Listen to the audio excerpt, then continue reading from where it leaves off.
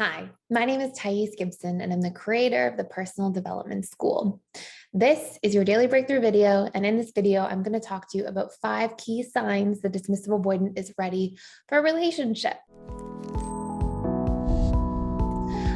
So a few really important things here. Number one, you'll see that the DA more consistently makes plans and actually follows through. This doesn't mean like never cancels plans because we're humans and we won't always follow through on everything ever all the time, especially if as a DA, you may take a little more time to recharge, but you will see like a very, very small percentage of that taking place. So you'll see this person honoring their plans and you not feeling like worried. Are they going to actually follow through? Are they going to show up or not? Are they going to cancel at the last minute? Because you literally can tell that like here they are, they want to make an effort, they're making plans and they follow through. So really, really important sign. It's like making real plans, initiating plans, or even if they're initiating a little less so, even if it's like 60-40 or something like that, you will still see that they are showing up for them consistently. On the other side of that, like when somebody's constantly canceling and not following through, or not ever, showing up for plans or responding to you making plans or any of that stuff, it's a sign that somebody's just not ready to give you their emotional energy right now. And that may not be that like they are, bad or trying to hurt your feelings or don't care. It just could be that that's like their emotional state. Maybe their emotional bandwidth is really used up because they don't have really good tools to be able to process some of their emotions and feelings and like really connect to themselves. And so they may be in more of a state of like sympathetic nervous system mode and coping and these sorts of things. And so, it's just important to be mindful of that if you are on the receiving end, because it's not fun to be in that position. And I think it's really important to make the distinction between being able to look at somebody and like understand them, have compassion for them, care for them, even have feelings for them, and just know like, hey, I've got romantic feelings for this person, but to still be able to make that really important distinction. And this goes for like any attachment style at any point in time, be able to make the distinction for like, and is this person ready for a relationship or not right now? You may find that this person's sweet, they're kind, they've got all these really great characteristics and traits and things that you admire.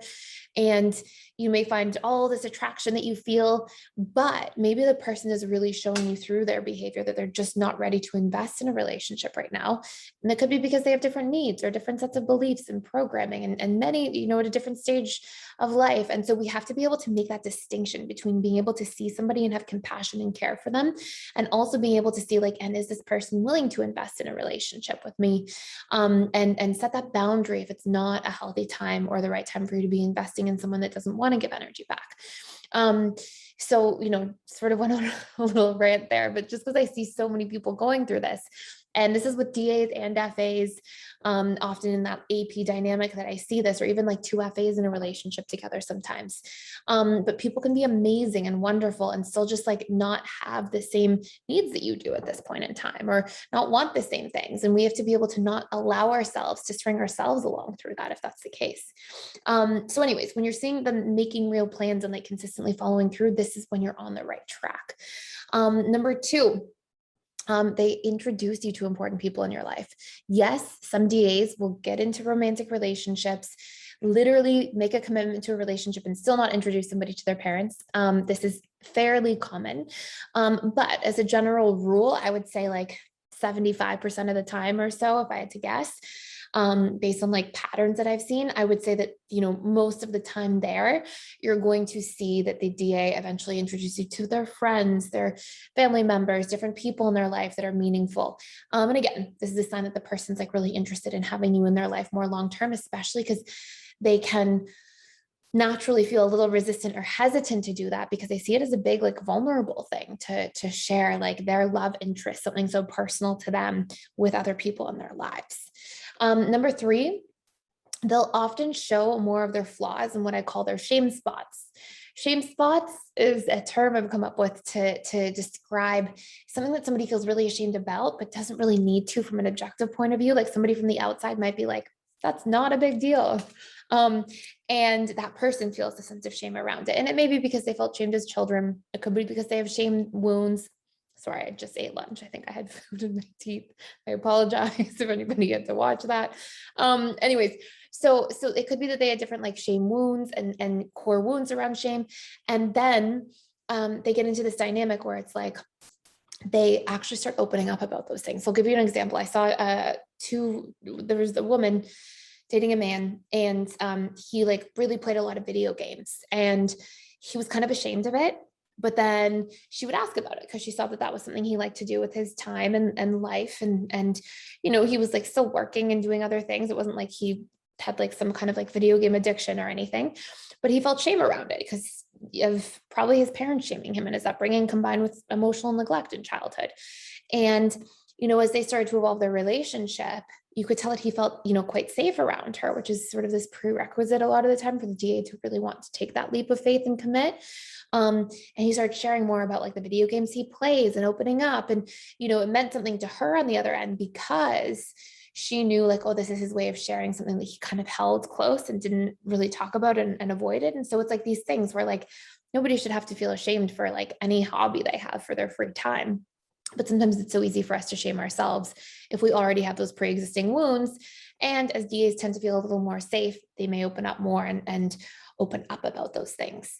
And for the record, if you are a DA watching this and you want to work through core wounds, you know, a lot of like any shame components that you're experiencing, a really great course you can check out for free is our Dismissive Avoidant Attachment Style Reprogramming course. And there's this huge section on like vulnerability and shame. And doing the work around those things and really powerful work for you to be able to do. And you can check it out for free. And another course that we have coming out is our somatic our somatic processing course and nervous system regulation. And so it's all about like being able to like really feel our emotions and process them at the level of the body and noticing the sensations and having a healthier relationship there. And it's really powerful for DAs, especially because they can be new for them to go into their emotions. So anyways, you can check that out for free as well for 7 days if you'd like to by clicking on the link.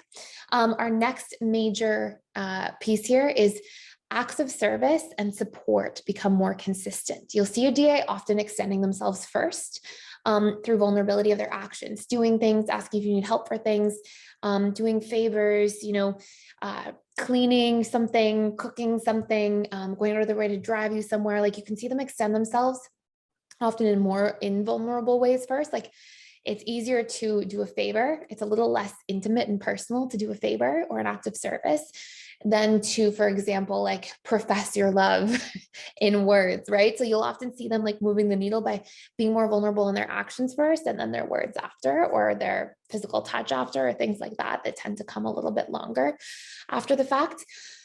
And last but not least, more consistently opening up and obviously discussing a future, actually talking about things. And when you see them discussing a future, you know they're more in like their feelings and their fears. And this tends to be a really, really great sign, especially if it's consistent.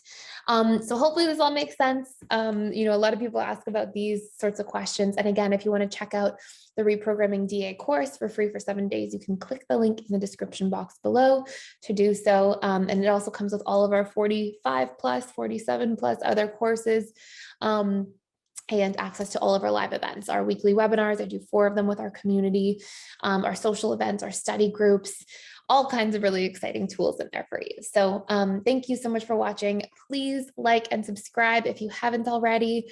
I would really, really appreciate it. And I will see you in the next video.